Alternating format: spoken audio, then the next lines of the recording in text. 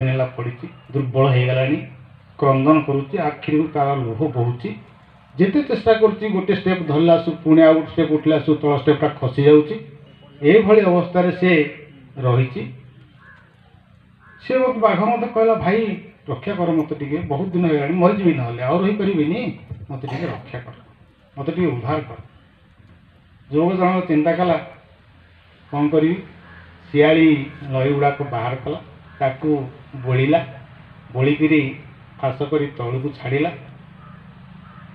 देख बाघर अंटारे रहा सी नहीं गोटे गचरे बांध बाघ तो महाबल बाघ सामान्य गोटे लोक कौन एत उठे पार कि तथापि टे भिड़ू थाए गच को पेरे बांधु थाए टे भिड़ू थाए गच को बांधु सी गोटे गोटे स्टेप उपरको नेला बेले गोड़ आग दुटा गोड़ उपरको उठे पथर कोड़ रखला बेलू नख ये आउ टे ऊपर उठे सी आउ टे ऊपर जाए तापर से गचरे बांधे ये टे करते बाहर को आसीगला बाघ तो प्रबल भोकिला कहला खाइबी अरे भाई तते उद्धार कली तू मरी जाता अरे मोर तो धर्म तो मांस खाइबा तो मनीष खाइबी बाघ छेड़ी खाइबी अन्य जीवजंतु मोर तो मांस खाया तो धर्म कौन घास खाइबी मत प्रबल कहला तक मुझे निश्चित भाव खाइबी युवक जनक स्थानीय होगा कौन है मुझे उद्धार कली एत बड़ पुण्य काम कली तू मरी जाता तू मत खाइबू ना खाइबी एका किसी रास्ता नहीं अच्छा ठीक अच्छे जदि खाइबू ताले मु ठीक कर भूल कर दी जन तीन जन पचार दो ना हाँ पचार मुझे कही पचार मुझे कही पचार से बाघ कहला हाँ कह ना से गोटे खुंटा बरगछ अच्छी आउ तार से पड़िया पाखे गोटे बुढ़ी गाई चरुची तार एपटिया गोटे बिलुआ अच्छी तीन जन को आम मु पचार तीन जन भर दी जन जदि कहीदेवे जे ठीक अच्छी कहीं खाइबाटा ठीक हम ताले मत तू खाइब एक कही जिते बड़े खुंटा बरगछ पाख गले खुंटा बरगछ को पचारे ए भाई मु ये लोक बाघ को उद्धार कली जीव मरी जाता मत ये खाई बोल कह बरगछ कहला ठीक अच्छे खाइबा दरकार सी खाइब तार धर्म हूँ मनीष खाइबाटा खाइब ठीक अच्छे तापर जिते बुढ़ी गाई पाखक आसिले बुढ़ी गाई कहला ये मनीष परा तू तो खाइबा कहूँ तो उद्धार कला सी किंतु तू खाया कहूँ ये मनीष को विश्वास नहीं खाईदे गाई मत कहला खा हेले बाघ कन्फर्म होगा निश्चित होगा जे मु निश्चित भाव आपको खाइबी मोर क्षुधा निवारण करी शेष में बिलुआ पाखक जिते गले बिलुआ भाई आउ मुझे बाघ को विपद में पड़ा 4-5 दिन है न खाई न पिली दया बही मुझे उद्धार कली बड़ कष्ट किंतु सी मत खाइब बोले कहूँ बिलुआ कहला आश्चर्यर कथा महाबल बाघ महाशक्तिमान ताकू तू उद्धार कलु ना हाँ यहीटा विश्वास आसुनि चांस ना तू ताकू केबे उद्धार करी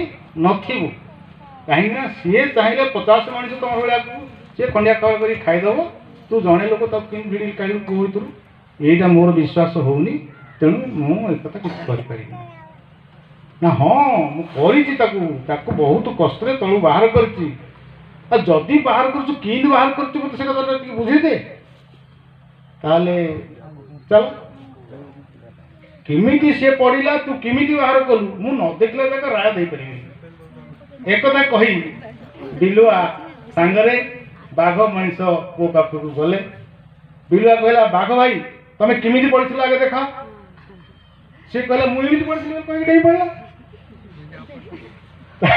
तापर मनीष को बिलुआ पचारा भाई तुम कि उद्धार कर ना आउ उद्धार करी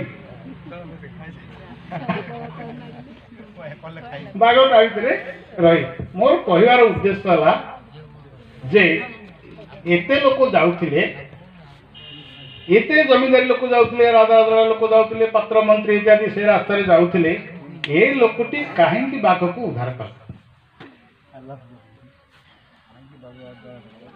कारण से लोकर मानविकता थिला ମାନବିକता କ'ଣ? ପରର ଉପକାର କରିବା। ବିପଦରେ ପଡ଼ିଥିବା ବ୍ୟକ୍ତିକୁ, ଯେକୌଣସି ଜୀବ ବା ମଣିଷକୁ ବା ଅନ୍ୟକୁ, ବିପଦରେ ପଡ଼ିଥିବା ବନ୍ଧୁକୁ ସାହାଯ୍ୟ କରିବା ମଣିଷର ହେଉଛି ପରମ ଧର୍ମ। ଅନ୍ୟର ସାହାଯ୍ୟ କରିବା, ଅନ୍ୟର ଉପକାର କରିବା ହେଉଛି ମାନବିକତା। କିନ୍ତୁ ଆଜିକାଲି ସେ ମାନବିକତା ଆମେ ହରେଇ ଦେଲେଣି। ମାନବିକତା ଆମ ପାଖରେ ନାହିଁ। ସିଏ ପଡ଼ିଛି ତ ରାସ୍ତାରେ, ସିଏ ଭଲରେ ପଡ଼ିଥିଲେ ମଧ୍ୟ, ଗୋଟେ ଲୋକ ଖାଲରେ ରାସ୍ତାରେ ଯାଉ ଖାଲରେ ପଡ଼ିଗଲା, ତାକୁ ଖାଲରେ ପଡ଼ିଥିଲେ ମଧ୍ୟ ସିଏ ଉଦ୍ଧାର କର ବୋଲି କହୁଥିଲେ ମଧ୍ୟ ଆମ ଲୋକମାନେ କ'ଣ ମଦ ଖାଇକି ପଡ଼ିଛି ପଡ଼ିଥାଉ। ଆମେ ଏ କଥାଟା ପ୍ରଥମେ ଚିନ୍ତା କରୁଛେ, ସେ ପଡ଼ିଲା କେମିତି? ମଦ ଫଦ ଖାଇଥିବ ପଡ଼ିପାରିଲା। ତେଣୁ ଆମେ ତାର ଭଲ ଗୁଣକୁ ଚିନ୍ତା ନ କରି ସେ କେଉଁ ପରିସ୍ଥିତିରେ ପଡ଼ିଲା ସେ ଯାଇକି ତାକୁ ବୁଝିକିରି କିଛି କରିବାର ଦାୟିତ୍ୱ ଆମର ଥିଲେ ମଧ୍ୟ ସେ ପାଖକୁ ନ ଯାଇ ଆମେ କ'ଣ କହୁଛେ, ଗୋଟେ ଅଲଗା କଥା ଭାବି ଦେଉଛେ। ମଦ ଖାଇକି ପଡ଼ିଗଲା, କାହିଁ ମଦ ଖାଉଥିଲେ କି? ସତନା ବିଷୟ ମୁଁ କହିବାଟା ଆପଣମାନେ ଚିନ୍ତା କରନ୍ତୁ ନିଶ୍ଚିତ ଭାବରେ। ତେଣୁ ସେଭଳି ସହୃଦୟ ବ୍ୟକ୍ତି, ସେଭଳି ମାନବିକତା ଥିବା ବ୍ୟକ୍ତି ବିଶେଷ କରି ଆମ ସମାଜରେ ଆଉ ଦେଖିବାକୁ କମ୍। ତେଣୁ ମୁଁ ନିବେଦନ କରିବି ସମସ୍ତଙ୍କୁ ଯେ ମାନବିକତା ହେଉଛି ଗୋଟେ ଜିନିଷ, ସିଏ ତାକୁ ଦେଖି ହୁଏନି, ମନର ହୃଦୟ ଭିତରେ ଥାଏ। ହୃଦୟ ହେଉଛି ମାନବିକତା। ହୃଦୟରେ ଭଗବାନ ଅଛନ୍ତି। ଭଗବାନ ମୋତେ ସୃଷ୍ଟି କରିଛନ୍ତି, ଆପଣ ସମସ୍ତଙ୍କୁ ସୃଷ୍ଟି କରି ଜୀବଜଗତ ସୃଷ୍ଟି କରିଛନ୍ତି। ତେଣୁ ତାଙ୍କୁ ଭଲ ପାଇବାକୁ ହେଲେ ତାଙ୍କର ସୃଷ୍ଟିକି ଭଲ ପାଇବାକୁ ପଡ଼ିବ। ତାଙ୍କର ସୃଷ୍ଟି, ସେ ଯାହା ସୃଷ୍ଟି କରିଛନ୍ତି ସେଟା ହେଉଛି ତାଙ୍କର ଅବଦାନ। ତେଣୁ ରାତି ପାଇଲେ ଆମେ ମନ୍ଦିରକୁ ଯାଇକି ଧୂପ ଦୀପ ଲଗେଇ ନଡ଼ିଆ ଭାଙ୍ଗିକି ଆସିଲେ ଯେ ପୁଣ୍ୟ ଅର୍ଜନ ହେଇଯିବ, ଏକଥା ମୋର ବିଶ୍ୱାସ ନାହିଁ। ବିଶ୍ୱାସ ହେଲା ଗୋଟେ ଜିନିଷ ଯେ ଭଗବାନ ସୃଷ୍ଟି କରିଥିବା ପ୍ରତ୍ୟେକ ଜିନିଷକୁ ଆମେ ଭଲ ପାଇବା। ଭଗବାନ ସୃଷ୍ଟି କରିଛନ୍ତି ସବୁଠୁ ଶ୍ରେଷ୍ଠ ଜୀବ ମାନବ ଜୀବ କଥା କୁହାଯିବ। ମାନବ ସମାଜରେ ଆମେ ବଞ୍ଚିଛେ। ତେଣୁ ମାନବ ଧର୍ମୀ କର୍ମ ହେଉଛି ଆମର ମୁଖ୍ୟ କର୍ମ। ମଣିଷ ସମସ୍ତେ ସମାନ, ସମସ୍ତେ ହେଉଛନ୍ତି ଭଗବାନଙ୍କର ଅମୃତ ସନ୍ତାନ। ଭଗବାନ ମଣିଷକୁ ସବୁ ଦେଇଛନ୍ତି, ବୁଦ୍ଧି, ବିବେକ, ଜ୍ଞାନ, ଶରୀର, ବଳ, ଏ ସବୁ ଜିନିଷ ଦେଇଛନ୍ତି। କ'ଣ ପାଇଁ ଦେଇଛନ୍ତି? ଯେ ସିଏ ତାର এই ଜିନିଷ ଗୁଡ଼ାକ ପ୍ରୟୋଗ କରିକି ସଦ୍ମାର୍ଗରେ ପ୍ରୟୋଗ କରି ନିଜ ଜୀବନ ପ୍ରତିପୋଷଣ କରିବା ସଙ୍ଗେ ସଙ୍ଗେ ଅନ୍ୟମାନଙ୍କୁ ପ୍ରତିପୋଷଣ କରିବ। ତେଣୁ ଆଜିକାଲି ସେ ଜିନିଷ ଗୁଡ଼ାକ ପ୍ରାୟ ଲୋପ ପାଇଗଲାଣି। ତେଣୁ ମାନବ ଧର୍ମ ଯେଉଁ କହନ୍ତି, ମାଧବ ଧର୍ମ, ମାନବ ଧର୍ମ ହେଉଛି ମାଧବ ଧର୍ମ। ମନୁଷ୍ୟକୁ ସାହାଯ୍ୟ କରିବା, ଭଗବାନଙ୍କ ସାନ୍ନିଧ୍ୟ ଲାଭ କରିବା, ଏଇଟା ଭଗବତ ଗୀତାରେ ଭଗବାନ କହିଛନ୍ତି ଶ୍ରୀକୃଷ୍ଣ।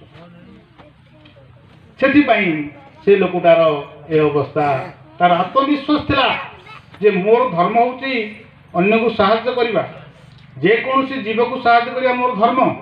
ସେ ଆତ୍ମବିଶ୍ୱାସ ରଖିଥିଲା ଯେ ବାଘ ତ ସେ ଜାଣିଛି, ମଣିଷ ଜାଣିଛି ବାଘ ମଣିଷକୁ ଖାଏ, କିନ୍ତୁ ସେ ବାହାର କଲା ଯେ ମୁଁ ଯଦି ଧର୍ମ କାମ କରିବାକୁ ଯାଉଛି ମୋର ପୁଣ୍ୟ ଫଳ ନିଶ୍ଚିତ ଭାବରେ ଅଛି। ଏ ଆତ୍ମବିଶ୍ୱାସ ଥିଲା ନା ନାହିଁ ତାର? ମୋତେ ତ ସେ ପଳେଇଥାନ୍ତା ଅନ୍ୟ ଲୋକ ଭଳିଆ। ଗଲା ବରଗଛ ପାଖକୁ, ନଣ୍ଡା ବରଗଛ ପାଖକୁ ଯେତେବେଳେ ଗଲେ, ତାର ବା ଏଇ ଲୋକଟି କ'ଣ କରିଥିଲା? ତାର ସପୋର୍ଟରେ ନ କହିକି ତାକୁ କହିଲା ହଁ ବାଘ ତୋତେ ଖାଇବାକୁ କହୁଛି, ତୁ ଖାଇବୁ। କାହିଁକି ଏକଥା ବରଗଛ କହିଲା? ବରଗଛ କହିଲା ଯେ ଦେଖ ଆଜିର ଅବସ୍ଥା ମୋର ଏଇଭଳି, ଏଇ ମଣିଷ କରିଛି।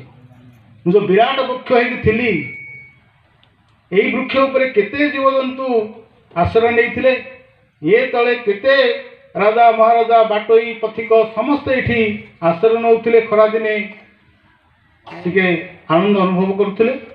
କିନ୍ତୁ ଏ ମଣିଷ ଆଜି ମୋତେ ମୋର ସମସ୍ତ ଅଙ୍ଗ ପ୍ରତ୍ୟଙ୍ଗକୁ ହାଣି ହାଣି ଏ ଅବସ୍ଥା କରିଛି। ଆହୁରି ମଧ୍ୟ କହୁଛି ମୂଳଟା କେତେବେଳେ ହାଣିକି ନେଇଯିବ। ତେଣୁ ଏ ମଣିଷ ଏତେ ନୃଶଂସ, ଏ ମଣିଷ ଏତେ ନିଷ୍ଠୁର, ସେଥିପାଇଁ ଏ ମଣିଷକୁ ମୋର ଆଉ ବିଶ୍ୱାସ ନାହିଁ। ଆଚ୍ଛା, ତାପରେ ଆସିଲା କ'ଣ ଆମର ବୁଢ଼ୀ ଗାଈ।